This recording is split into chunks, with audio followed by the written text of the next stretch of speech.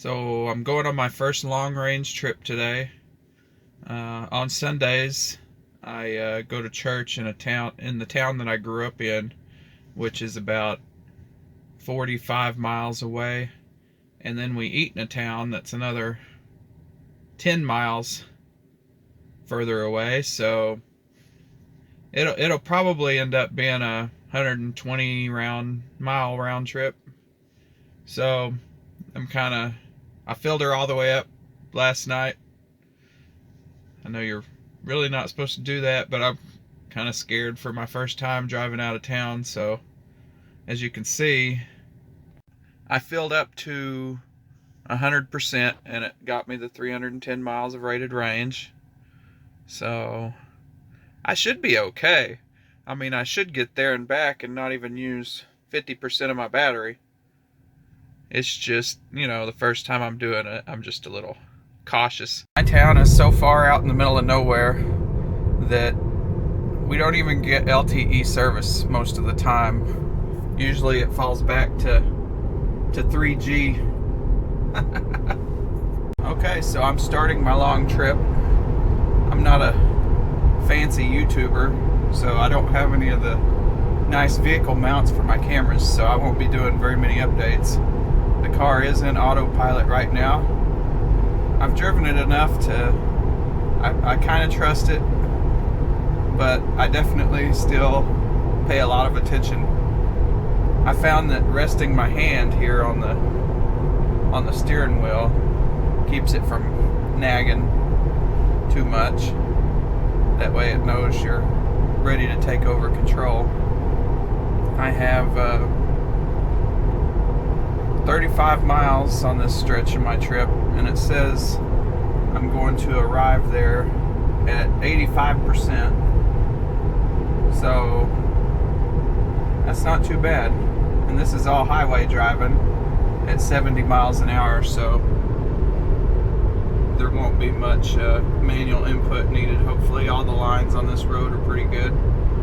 So we'll give it a shot and see how it does. Okay, something weird just happened. My radio quit working. I don't know. It may be user error. It may be...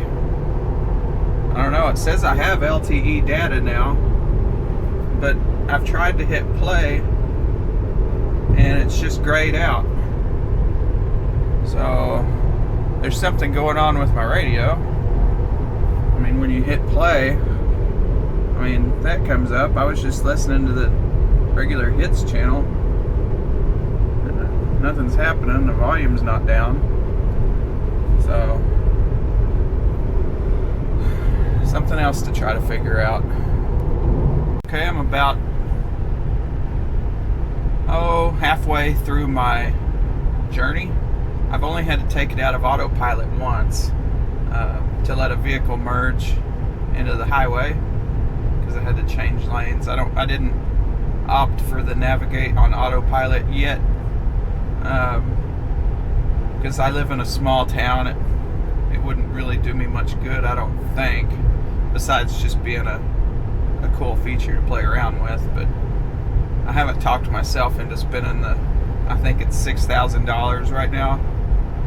That's a big chunk of change just to play around. Regular autopilot is performing just fine on the highway. My arrival percentage has went up a little bit. I'm currently consuming 302 watt hours a mile.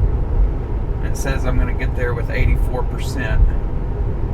So yeah, nothing crazy to report. I figured out the radio issue. I don't know if I figured it out, or it might have just been user error. Maybe I muted it for too long and it stopped playing, I think is what happened, because I just selected the station again and it started playing right away. So we'll just call that user error instead of software glitch. I didn't know it paused the music if you left it muted for too long. So we're still good. We're out in the middle of nowhere. there's not much out here in western Oklahoma. Just roads and plains, and I got a few hills. But yeah, we're gonna continue on our journey. I'll check in with y'all later. Okay, I'm about at the end of my highway driving. I haven't had to take over for Autopilot. I just had 2 times where I had to turn it off in the last 37 miles.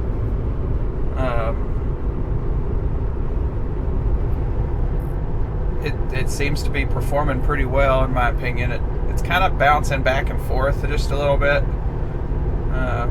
If I had someone that got car sick in the back seat, I don't know if they would like it too much. But my software is a little bit behind. I don't know where you see the software. I haven't figured that out yet. But let's see, software. My software is running, I don't know, 27. And I think everybody else is on 32. So, I don't know. Maybe that's why it's ping-ponging back and forth more than I would think. But anyway, I'm about to take the exit. Okay, now I got my mom and my dad in the car with me. And they've never experienced an electric car before. So, we're just gonna show them the acceleration real quick. It's good though, yeah. Okay, so I finished my plans with my family, and I'm on the way back home. Let's see, the trip counter is up to since last charge. Okay, there we are. 67 miles. There you go. Use 301 watt hours a mile. It's kind of high. I did take off the aero wheels, so maybe next week I'll do this same trip with the aero wheel covers and see how much energy I save. I did get a warning on my dash cam. It said the drive is full, so that's kind of interesting. I figured it would override itself instead of fill up. It was a 16 or 32 gigabyte flash drive, so I'll have to check out what's going on there with that. But otherwise, everything's going good. I'm just cruising down the highway here. I got Autopilot on. I'm not worried about my battery level anymore. I mean, I got 70%, 69% still. So next Sunday, when I do this trip again, I'll know not to worry about it, and I'll only charge to 90% instead of 100. Because obviously I don't have a problem getting this far on a charge, but I'm gonna head on down the road.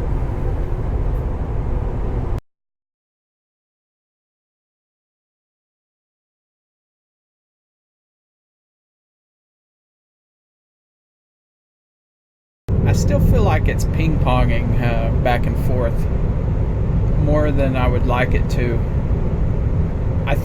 I don't know why I notice it more, but maybe it's like, I mean, the corrections aren't very much, but they're kind of sharp when they happen. So, I don't know. Maybe this is normal. I feel like if a human was driving right now, I mean, it might not stay dead center in the road all the time, but maybe the corrections would be more gentle. I don't know, but I do feel like it's bouncing between the lines more than a human driver would. We're coming through we're passing a town called Snyder on Highway 62, 303 watt hours per mile. 63% battery. So we're gonna get home before we even use half the battery. So I got another observation I just noticed. Every time there's an entrance to the highway, like where a road merges, the white line disappears on the right side. Obviously it gets real wide where those come together. The car like flies over to the right and tries to center itself in the wide area of the road, and that's kind of jarring when the first time that happened. I mean, I'm used to it now. I know what it's doing. I mean, there hasn't been anybody around me, so I just let it do its own thing, what it wanted to do. But it does when the road widens out where that merge happens. The car dives to the right to try to center itself in the giant lane. So surely that could be taken care of in software, because with the GPS data, the car should know that there's about to be a merge. Maybe it needs to put most of its attention to the center line when that happens instead of the other line. I'm not a programmer. I don't know how to fix it, but I don't know. You would think there would be some way we could fix that situation. I'm 302 watt hours. I've been 90 miles. Used 27 kilowatt hours. 60%. I'm still just cruising along on autopilot at 70 here. That's the speed limit. Okay, I just passed the 100-mile mark in my trip, and I've used almost half the battery, 56%, to go 100 miles. So at the highway driving that I've been doing, I'm not going to get 310 miles. I mean, I'm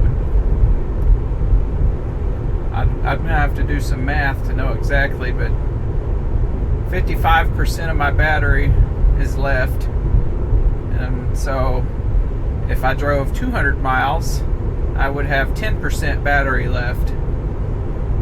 So I don't know how many miles per percent you use, but I don't think I can go from 200 to 310 on only 10% battery. So the highway range is not going to be 310 miles.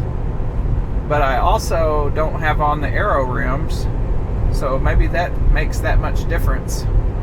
Next week I'll use the aero rims, and I've found that keeping my hand here on the steering wheel, it satisfies the sensors. I haven't been getting any nags or anything telling me to keep my hand on the wheel.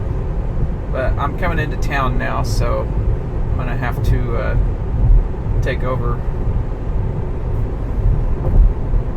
Alright, I made it back to the driveway. This was my first long range trip, and by long range, 100 miles. That's not really long range, but every Sunday I'm going to make this trip. And we ended up using 31 kilowatt hours of battery and 104 miles. And that was 298 watt hours a mile. So, that's highway driving. It's going to use more juice at highway speeds. I know that. So, one thing I was going to point out, I did change the dash wood to carbon fiber, and I got the carbon fiber attachments for the cup holders too.